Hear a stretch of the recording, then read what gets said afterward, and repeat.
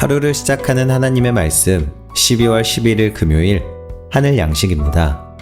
오늘 성경 말씀은 잠언 1장 1절에서 9절 말씀 가운데 7절 말씀입니다.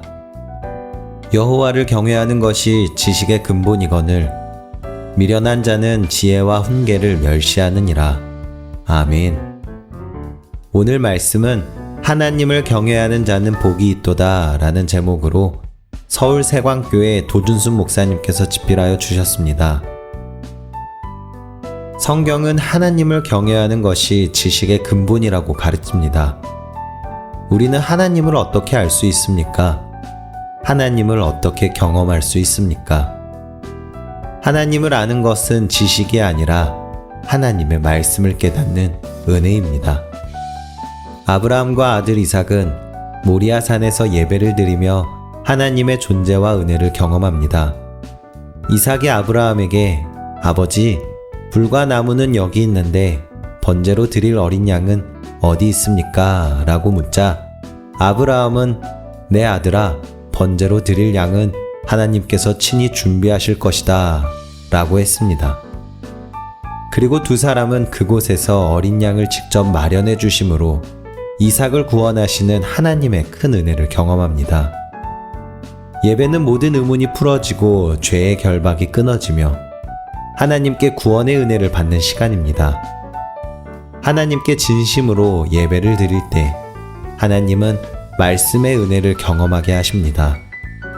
아브라함과 이삭이 모리아산 예배를 통해 깨달은 말씀은 여호와 이레였습니다.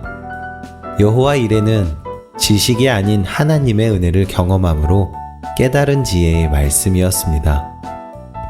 하나님을 향한 신앙생활에서 가장 중요한 자세는 하나님을 경외하는 것입니다.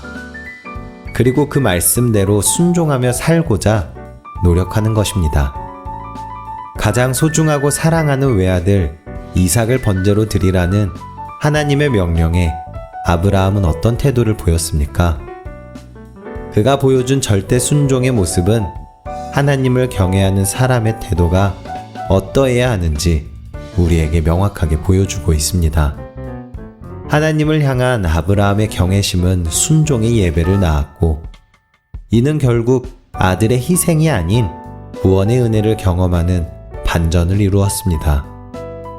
이처럼 하나님을 경외하면 세상의 가치를 초월하여 하나님의 말씀을 믿고 순종하게 됩니다. 예배를 통해 하나님의 말씀을 깨닫고 구원의 은혜를 경험한 아브라함의 믿음은 그 이후에 이삭과 야곱에게로 이어져 큰 믿음의 유산이 되었습니다. 할렐루야! 여호와를 경외하며 그의 계명을 크게 즐거워하는 자는 복이 있도다. 그의 후손이 땅에서 강성하며 정직한 자들의 후손에게 복이 있으리로다. 하나님을 경외하는 삶을 통해 대대로 복을 받는 성도들의 삶이 되기를 간절히 소망합니다. 여러분은 하나님을 경외하는 삶을 살고 있습니까? 바라기는 오늘 하루 하나님을 온전히 경외함으로 하나님께서 주시는 구원의 은혜를 경험하시는 저와 여러분들이 되시기를 간절히 소망합니다. 우리 함께 기도하겠습니다. 하나님, 주님을 경외하는 자가 되어 말씀에 순종하며 살게 하소서. 때로 말씀대로 사는 것이 힘들게 느껴질 때가 있지만 하나님의 사랑을 생각하며 감사하게 하소서. 늘 신령과 진정으로 예배함으로 삶의 문제가 해결되는 은혜를 경험하게 하소서.